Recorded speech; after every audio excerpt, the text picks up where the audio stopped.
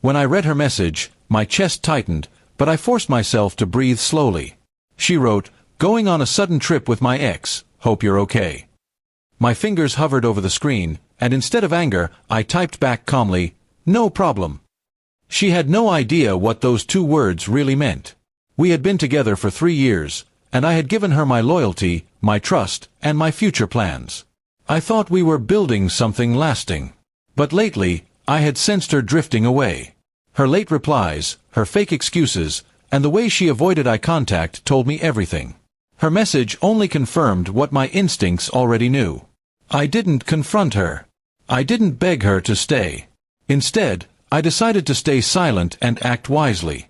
I had already started preparing for this day weeks ago. I knew she was still talking to her ex, and instead of fighting her about it, I quietly gathered proof. Screenshots, call logs, and photos, all saved neatly in a folder. The trip she was going on was not as sudden as she pretended. I knew where they were going, what hotel they booked, and even the exact time of their departure. Her ex had no idea that his social media was wide open, and I had eyes everywhere. That night, instead of sulking, I invited a few close friends over. They had seen how loyal I had been to her, and they knew how unfair she had been to me. I told them my plan, and they agreed I deserved better than to be treated like a fool. But my revenge wouldn't be loud or violent. It would be quiet, sharp, and permanent. The next morning, while she was busy packing for her sudden trip, I transferred my things out of the apartment. Everything I had bought, everything I cared about, I took it all. By the time she left, our shared home looked exactly as it did when I first moved in, empty. I didn't stop there. She had always relied on me for bills, rent, and expenses. Without telling her, I had slowly shifted everything into her name. The lease, the utilities, even the credit card she thought I was paying off, it was all hers now.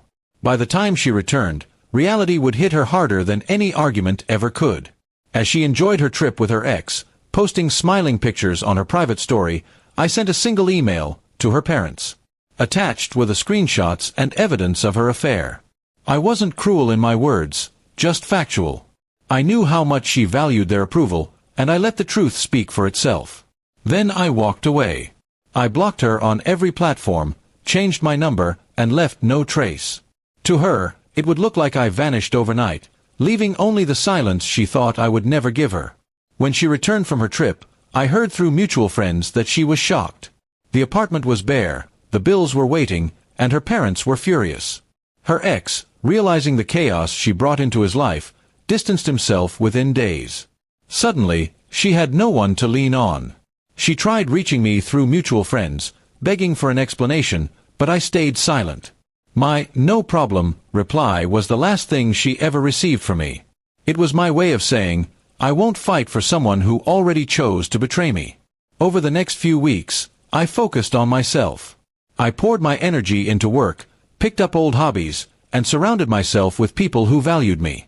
The freedom I felt was heavier than the love I had once given her, and it felt good to finally breathe without suspicion. She, on the other hand, sank deeper. Without her ex's support, without my help, and without her family's trust, she had nothing left but regret. People told me she cried, saying she wished she had never sent that message. But life doesn't rewind. Choices come with consequences. Months later, I saw her once by chance. She looked older, tired, and broken.